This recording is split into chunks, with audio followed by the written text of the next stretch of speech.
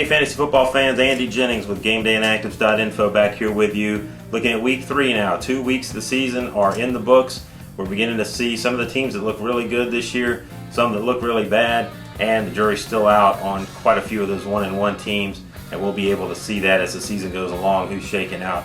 As important as that though, you've got lots of injuries that are occurring already for the first 2 weeks of the season, and some of these key fantasy producers are on the bubble once again this week as we look into week 3.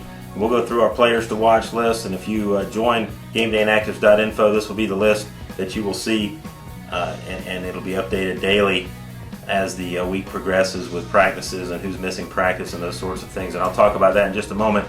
But let's look at the players to watch for week 3, starting with the quarterbacks. Of course, the Chiefs have already lost Brody Croyle for a few weeks at least, and now their backup, Damon Heward, got a concussion last week, and it doesn't look like he's going to be able to play in that game against Atlanta coming up in week 3. But they're still not saying whether or not he's going to be inactive, so we'll have to keep an eye on that. If they don't have Damon Heward to go, then they'll be facing Atlanta with a guy named Tyler Thigpen. I think he was a Peanuts character, wasn't he? I can't remember. But anyway, that doesn't look really good for Kansas City, a team that's already struggling at 0-2. Ben Roethlisberger got the banged up shoulder on Monday night. Late in that game, a lot of people didn't see that. He's missed some practice time this week, so be wary of that. Keep an eye on our players to watch list. Of course, Byron Leftwich is the backup there in Pittsburgh.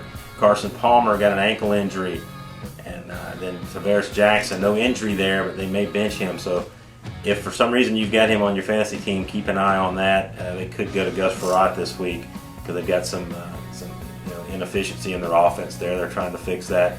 And Troy Smith had the tonsil infection that's kept him out of training camp. He lost a lot of weight. He's starting to work back now. He's going to be starting practice pretty soon, so probably won't play this week, but keep an eye on that name. They could insert him into the lineup at some point. Wide receivers, Devin Hester, of course, not only wide receiver, but the big kick returner with Chicago. Sore ribs, not sure if he's going to be able to go. Joey Galloway still got a foot problem. Dante Stallworth trying to come back from that quad, still not there yet. Sam Hurd, a name that keeps popping up on this list in Dallas, hasn't been able to play yet this year. Same thing with Javon Walker in Oakland with the knee. Reggie Brown couldn't go on Monday night against the Cowboys. They warmed him up and he just couldn't go. Got the hamstring problem. We'll wait and see if he can play this week. And Joshua Cribbs, another kick returner / wide receiver in Cleveland, got an ankle injury, and he may not be able to play this week. And boy, with the running backs, look at the names on this list this week. LaDainian Tomlinson, Maurice Jones-Drew, Michael Turner, Lawrence Maroney, Ryan Grant, Justin Fargas, Darren McFadden, Willis McGahee, Deuce McAllister, and of course Amon Green, always on this list. But look at the quality of names that may miss playing time this week. Fantasy football owners live and die by their running backs, so if you've got one of these guys, you need GamedayInactives.info because you're going to need to make a lineup change, most likely with at least some of these guys going into Sunday morning. Tight ends, a number of tight ends on the list too. Jason Witten played through a shoulder problem in the Monday night game, but of course when the adrenaline slows down, things tighten up, and not sure what his status is right now. Ben Utecht, Cincinnati's tight end, still iffy there. Dallas Clark still got some knee issues, and not sure about his status. And Ben Watson was inactive last week with a knee problem with the Patriots, and he may very well likely be inactive again this week. A few other positions that you might want to keep an eye on. Bob Sanders looks like he's going to be out for a while with an ankle problem. Lord Malloy having a great year so far with Atlanta, making a lot of tackles there in the backfield, and of course he got a DUI and he could be suspended, could miss some time, so keep an eye on that. Could affect Atlanta's defense in weeks to come. Kansas City starting corner Patrick Surtain looks like he may be out with a shoulder problem. A couple of offensive linemen, Levi Brown in Arizona, Tony Hugo in Indianapolis, Sam Baker in Atlanta, got a concussion last week. Not sure about that. Jeff Saturday still looking at that knee. That's going to really help the running game of the Colts when he's back in there.